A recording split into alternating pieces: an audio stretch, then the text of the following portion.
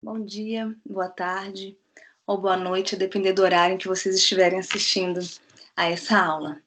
Bom, hoje nós vamos iniciar a segunda aula do módulo 2, referente aos métodos de abordagens das ciências sociais e humanas. E nessa aula, eu pedi que vocês lessem a obra do Roberto Cardoso de Oliveira, que foi um antropólogo brasileiro, intitulado Trabalho do Antropólogo, Olhar, Ouvir, Escrever. Para além disso, eu pedi que vocês assistissem a um filme, Outro Sentido, que foi feito ainda na época do meu mestrado, por mim e pelos meus colegas Marcos Alexandre Albuquerque e Thales Nunes. Esse filme é de 2006.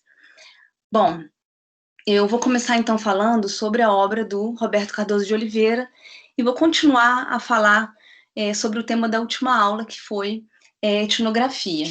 Bom, o Roberto Cardoso de Oliveira, nesse texto, ele nos mostra que o olhar, o ouvir e o escrever são constitutivos das disciplinas sociais. É como se fossem 3 etapas de apreensão dos fenômenos sociais: o olhar, o ouvir e o escrever, né? Que são essas 3 etapas que dão, inclusive, título à obra dele. É no olhar e no ouvir disciplinados, e aqui a gente está falando disciplinados pela disciplina, que realiza-se a nossa percepção, e no escrever realiza-se o nosso pensamento. Bom, e aí o Roberto Cardoso de Oliveira passa a descrever cada uma dessas etapas, começando pelo olhar, né? O olhar, ele é domesticado, disciplinado, como já foi dito, pelo esquema conceitual da disciplina que é formadora da nossa maneira de ver a realidade, né? Ou seja, nós vemos a realidade a partir desses conceitos, dessas bagagens, daquilo que nós aprendemos e aprendemos ao longo da nossa vida e mais particularmente nas disciplinas que nós cursamos, na universidade, no curso que nós realizamos. Então, esse esquema conceitual, como diz o Roberto Cardoso de Oliveira, funciona como uma espécie de prisma por meio do qual a realidade observada sofre um processo de refração. E para falar sobre esse olhar disciplinado pela teoria, o Roberto Cardoso de Oliveira dá um exemplo, né, de um antropólogo ou uma antropóloga, e aqui nós podemos falar de um pesquisador ou uma pesquisadora, né, de modo mais geral. Ele diz que, então, esse pesquisador, essa pesquisadora, ou mais particularmente esse antropólogo ou essa antropóloga, entraria numa maloca, que é uma moradia de indivíduos, né, indígenas, e aí, nessa moradia, esse pesquisador, essa pesquisadora, não teria um olhar, digamos assim, ingênuo diante, né, do exótico. Esse olhar, ele seria já um olhar sensibilizado, como já foi dito pela teoria. Então, o observador ou a observadora passaria a contar os fogos naquela maloca, de acordo com o número de fogos, né, poderia, então, perceber ou compreender, né, quantos grupos domésticos ali formados por uma ou mais famílias constituiriam aquele grupo tribal. Igualmente, seria possível, observando, por exemplo, as redes dependuradas, saber qual é o número total de moradores, ou qual seria o número total de moradores daquele espaço. Né? Também esse observador, ou essa observadora, esse pesquisador ou essa pesquisadora, né, veria as características arquitetônicas da maloca. Então, como foi dito, né, a partir disso, desse olhar já disciplinado, seria possível entender, compreender, pelo menos de antemão, pelo olhar, aquele grupo com o qual o pesquisador ou a pesquisadora estaria ou começaria a dialogar. Para além desse olhar que é guiado por teorias, a teoria social ela também pré-estrutura o nosso ouvir. Então, a teoria social ela pré-estrutura não somente o nosso olhar, não somente a nossa capacidade de observação, como nesse exemplo, né, de um observador, de uma observadora entrando numa aldeia indígena, como também o ouvir. Ele é tomado como uma faculdade que é guiado, né, pela disciplina, ou pelas disciplinas, né, por essa bagagem acadêmica que nós carregamos. Então, tanto olhar quanto ouvir, a gente pode dizer que são complementares, não são independentes, né? São faculdades que se complementam e que servem, usando uma metáfora usada pelo Roberto Cardoso de Oliveira, como duas muletas que permitem que o observador ou observadora, o pesquisador ou a pesquisadora, caminhe, ainda que tropegamente, na estrada do conhecimento. Bom, então as disciplinas, elas condicionam tanto o nosso olhar como o nosso ouvir. E para além de observar essas comunidades ou esses grupos sociais que nós pretendemos investigar, é importante também conversar com eles, ou seja, para além de olhar esses grupos, é interessante ouvi-los, né? E ouvi-los a partir de explicações que são fornecidas por eles mesmos, né, pelos próprios membros daquela comunidade investigada. E aí é por meio dessa conversa ou de entrevistas, né, sejam essas conversas, então, formais como entrevistas, sejam essas conversas informais, nós podemos acessar o modelo nativo. E essas explicações nativas, elas vão nos fornecer uma visão de mundo, que é esse mundo do nativo. E, mais uma vez, aqui, a gente se refere a essa ideia de nativo, os nativos são aquelas pessoas com as quais nós dialogamos, são os nossos interlocutores das nossas pesquisas, os nossos interlocutores ou as nossas interlocutoras nas nossas pesquisas.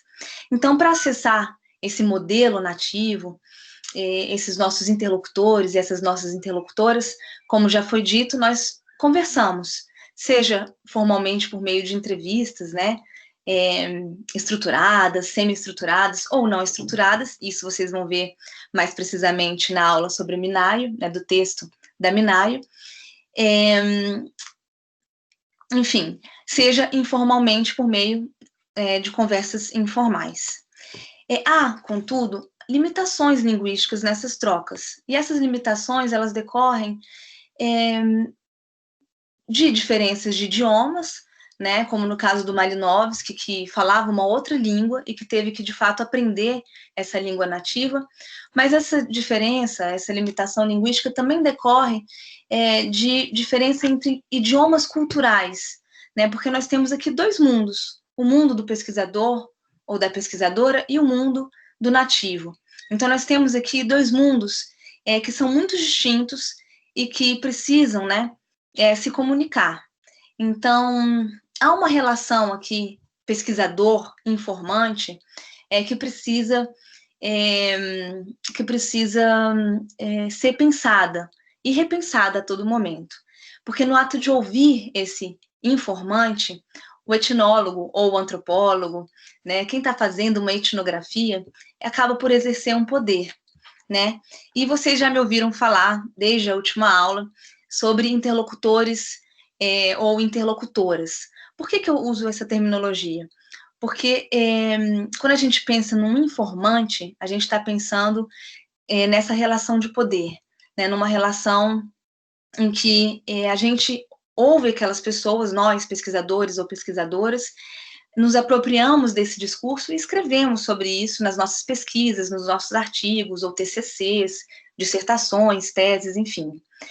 É uma relação de poder, porque a gente escolhe, né, o que vai ser dito ali naquele documento, naquele texto. E a gente também, mesmo tendo gravado e depois degravado as entrevistas, a gente vai sublinhar aquilo que a gente considera mais interessante ou mais importante, a gente vai escolher os nossos capítulos e subcapítulos, então há uma relação de poder. Afinal, né, a palavra final, digamos assim, aquilo que vai ser documentado, cabe ao pesquisador ou à pesquisadora. E por que eu disse que é importante pensar ou repensar essa relação entre pesquisador, pesquisadora e informante? Para que, de um confronto entre esses mundos, possa surgir um encontro. Então, é importante que esse informante ele se torne um interlocutor ou uma interlocutora por meio justamente do diálogo. E aí a gente fala, portanto, num encontro etnográfico, que envolve uma interação entre pesquisador, pesquisadoras e interlocutores e interlocutoras. Então, voltando aqui às faculdades sobre as quais o Roberto Cardoso de Oliveira discorre, para além do olhar disciplinado, há, portanto, um ouvir também disciplinado, que é esse ouvir que complementa o olhar, né? Ouvir e olhar são, como eu falei, essas duas muletas que permitem que a gente caminhe no caminho aí do conhecimento. E esse ouvir é justamente o ouvir que foi discutido pelo Malinowski quando ele falou sobre uma observação participante no texto dele, sobre o qual nós discutimos na última aula. Porque para além de você observar aquela comunidade, aqueles indivíduos ou grupos sociais, é importante participar dos rituais, participar das atividades. É por meio dessa participação e dessa escuta atenta que nós podemos compreender e captar o que o Roberto Cardoso de Oliveira chama de excedente de sentido, ou as significações que as pessoas, esses nossos interlocutores ou essas nossas interlocutoras, dão para o mundo no qual vivem. Então é isso, né? Observando as pessoas, conversando com essas pessoas ou grupos sociais, nós então podemos compreender esse mundo nativo. E aí, estando lá nesse mundo nativo, nós voltamos, né, para a nossa casa, ou o nosso escritório, né, o conforto do nosso lar, para poder escrever sobre aquilo que a gente observou. O Clifford Geertz, desculpem, que foi um antropólogo estadunidense, ele divide, né, essas etapas da etnografia, não em 3, mas em 2. Né? Ele diz que há esse momento da investigação empírica no qual a gente está lá, que é o momento, né, que ele descreve como being there, no campo, quando a gente está lá no campo, e há o momento em que a gente volta para casa e a gente está aqui no gabinete, que é o being here. Então, haveria essas 2 etapas na investigação empírica. O olhar e o ouvir seriam parte da primeira etapa, do being there, do estando lá no campo. E o escrever seria parte da segunda etapa, o being here, o estando aqui em casa, no gabinete, no escritório, nesse processo de textualização sobre aquilo que foi observado quando da realização da nossa etnografia. Então, aqui há não um idioma nativo, mas há ainda um idioma de uma disciplina. Né? A gente é guiado pela disciplina, na realidade, tanto no momento que a gente está lá, porque nós falamos de um olhar e um ouvir disciplinados, quanto também no momento em que a gente retorna para as nossas casas, porque também a disciplina aqui ela vai nos acompanhar nesse momento de textualização, né? Quando a gente vai colocar essas vidas alheias nos nossos textos. Momento esse que é muito delicado, porque aqui também há esse exercício de poder do autor pesquisador, da autora pesquisadora, né, como já foi dito. Né, o exercício de poder ele está não somente lá, quando a gente vai observar aquelas pessoas ou grupos sociais, vai conversar com eles, com elas, e escrever isso, né, no nosso caderninho de campo, quanto também no momento em que a gente volta para casa e vai textualizar, não mais num diário de campo, mas no nosso TCC, no nosso artigo, na nossa dissertação, na nossa tese. Então, há aqui uma autonomia do autor, da autora, do pesquisador, da pesquisadora, como já foi dito, na conversão desses dados observados no discurso da disciplina. Né? A gente não faz uma tradução da cultura nativa, nós realizamos uma interpretação, né? Uma interpretação na qual nós, pesquisadores ou pesquisadoras, nos colocamos, de certa forma, porque, como eu disse, né, anteriormente, nós escolhemos o que contar, os capítulos, os subcapítulos, né, trechos mais significativos daquilo que foi ouvido nas entrevistas. Então, há uma interpretação, o que não significa que essa autonomia esteja desvinculada dos dados. Não, nós vamos nos manter fiéis aos dados que foram observados, mas, ao mesmo tempo, nós temos uma escolha daquilo que vai ser textualizado. E é importante pensar, no momento do campo, nós falamos nessa importância, né, de transformar um confronto num encontro etnográfico, né, de ver aquelas pessoas ou grupos sociais com os quais nós dialogamos como interlocutores ou interlocutoras. Nesse novo momento, não mais estando lá, mas estando aqui, escrevendo sobre esses dados, nós temos uma outra forma, né, de controlar os dados e esse nosso poder sobre eles, que é dado, esse controle é dado pela comunidade de pares. Então, são os nossos colegas, outros profissionais que vão ler os nossos textos e vão poder controlar, de certa forma, aquilo que está sendo ali textualizado. Então, esse processo de escrever, ele está contaminado pelas conversas de corredor, pelos debates realizados nos congressos, pela atividade docente de sala de aula, pela pesquisa na biblioteca. Então, ele também esse processo de escrever aí, ele é imbuído, né? Ele é permeado pelas teorias e pelas leituras, né, dos nossos pares e também das pessoas que vão se debruçar sobre os nossos textos.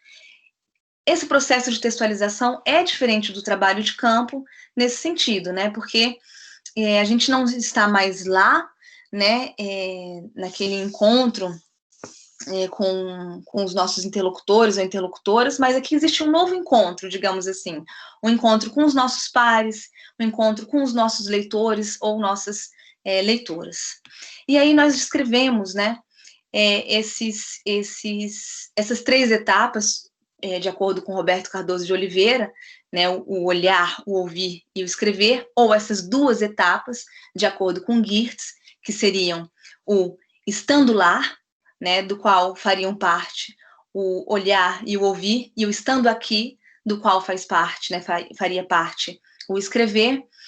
E aqui, nesse momento de textualização, é importante a gente pensar como a gente vai articular, então, o trabalho de campo, que foi aquele momento no qual nós estivemos lá, com a construção do texto, que é o momento no qual nós estamos aqui, né?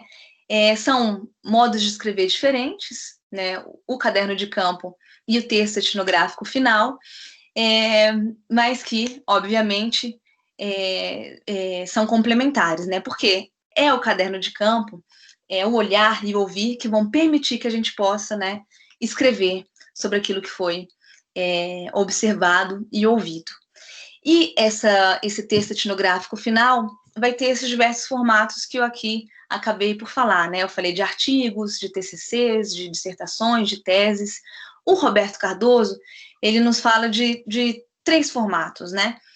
Que caberiam aí, que poderiam se encaixar nessas nossas dissertações, teses, TCCs, porque ele fala das monografias clássicas, nas monografias modernas e também nas monografias pós-modernas. O que ele quer dizer com isso?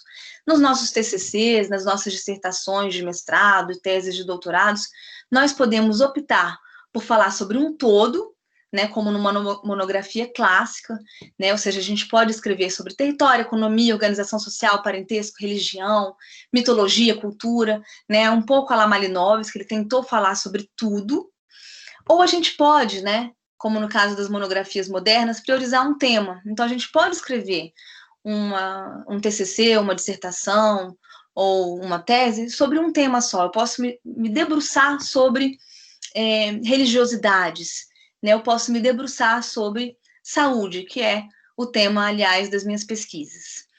E ainda existiriam as monografias experimentais ou pós-modernas, que são essas que o Roberto Cardoso de Oliveira cita para falar mais sobre alguns questionamentos trazidos por elas, né? Por exemplo, As monografias experimentais ou pós-modernas, elas são, como o próprio nome, né, sugere, são experimentais. E elas nos permitem indagar, por exemplo, como é que a gente se coloca no texto. A gente escreve na primeira pessoa do singular, eu, ou a gente escreve na primeira pessoa do plural, nós. Como vocês fazem? Quando vocês vão escrever um texto, vocês escrevem observamos que, constatamos que, ou vocês escrevem observei isso, constatei isso. Então, esses pesquisadores ou essas pesquisadoras pós-modernos, eles falam que é importante a gente escrever na primeira pessoa do singular, com eu, porque aí o autor ele não se esconderia sob a capa de um observador impessoal, coletivo, onipresente, onisciente, valendo-se da primeira pessoa do plural, nós. Né? Nós reconheceríamos que fui eu que observei, né? Que fui eu, Érica, que constatei aquilo, e que mostraria que talvez, né, alguém aqui da turma sei lá, me lembro aqui do Dário, né, que me orientando, que está em uma das minhas turmas, se ele tivesse feito a mesma pesquisa que eu, Dário, ele observaria, ele constataria outras questões, né, faria outras observações. Então, quando eu me coloco no texto, eu reconheço que existe uma pluralidade de vozes que compõem a cena da investigação etnográfica.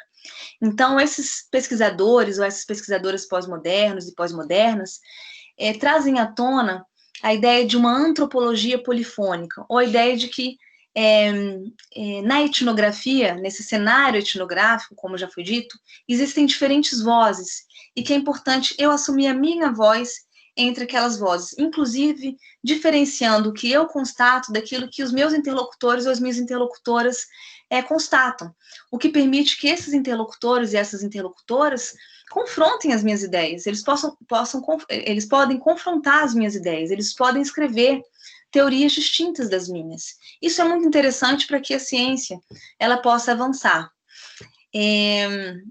Então, para se elaborar uma boa etnografia, é importante a gente pensar nessas condições de produção, e que está em jogo aqui uma intersubjetividade. Existem, como eu falei, diferentes vozes aqui, nesse processo de construção do conhecimento.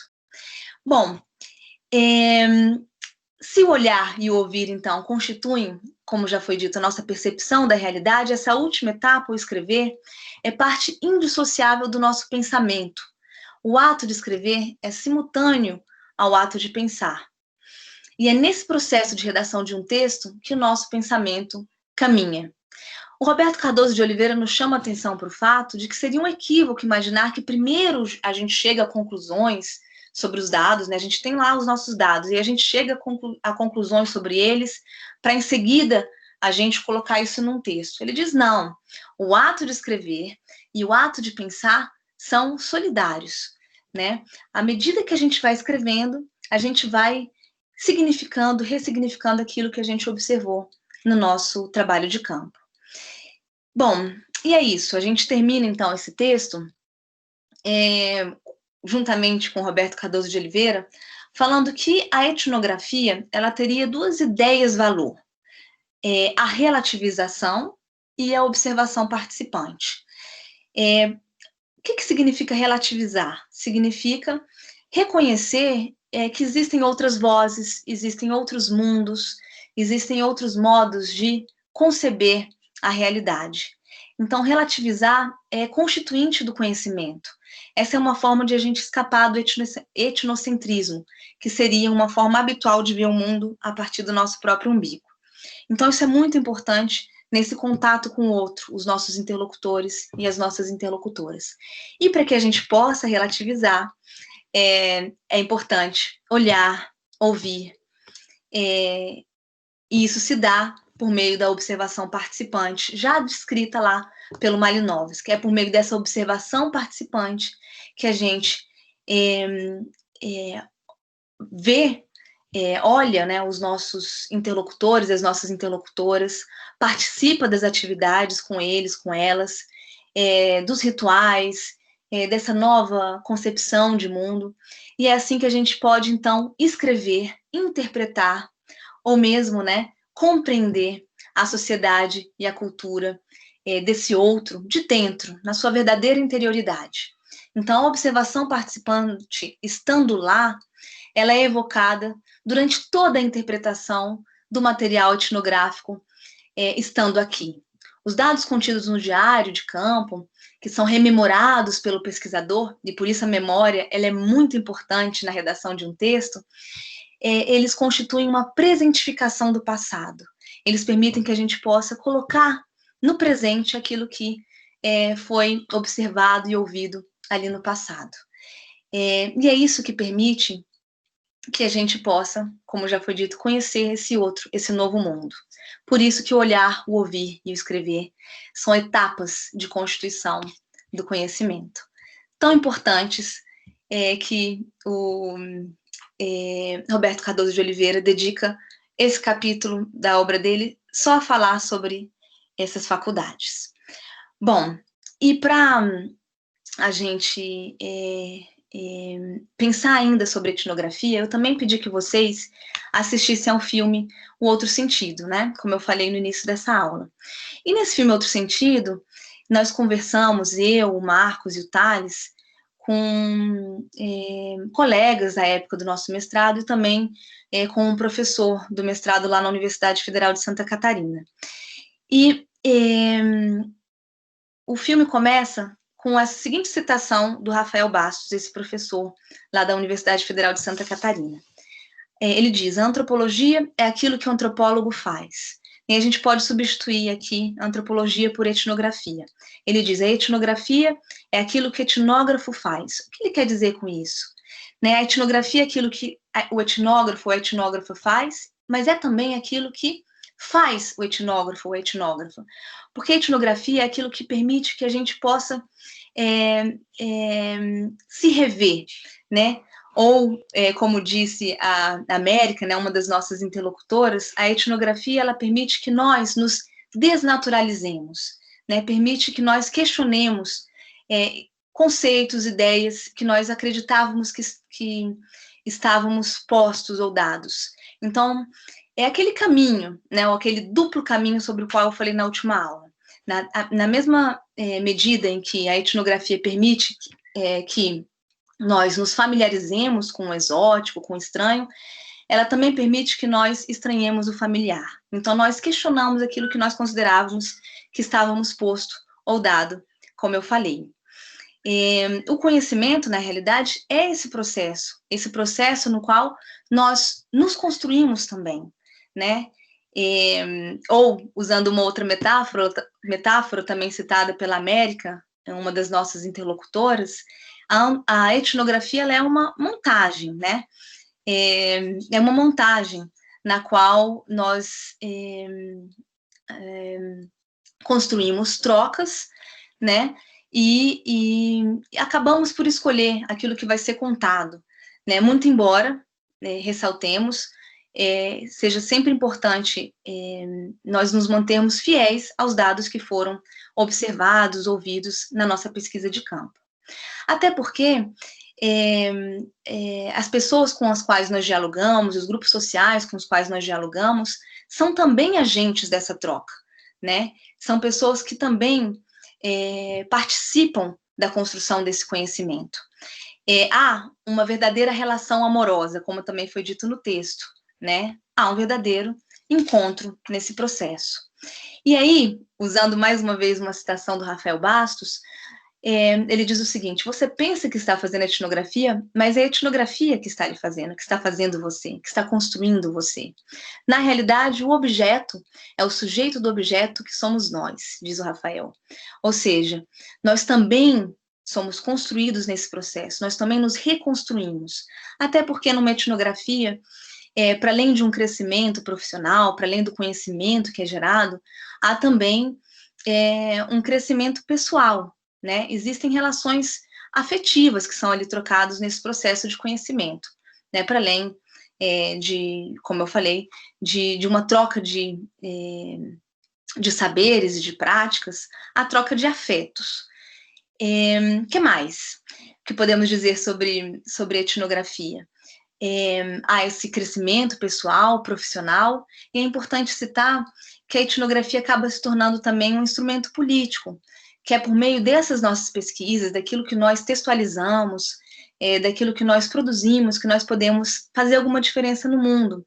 Né? Nós podemos, por exemplo, propor mudanças políticas, nós podemos nos engajar com determinados temas, fazer o que alguns antropólogos e algumas antropólogas têm chamado de uma antropologia engajada ou aplicada ou mesmo implicada. Então, a nossa pesquisa ela pode ser implicada.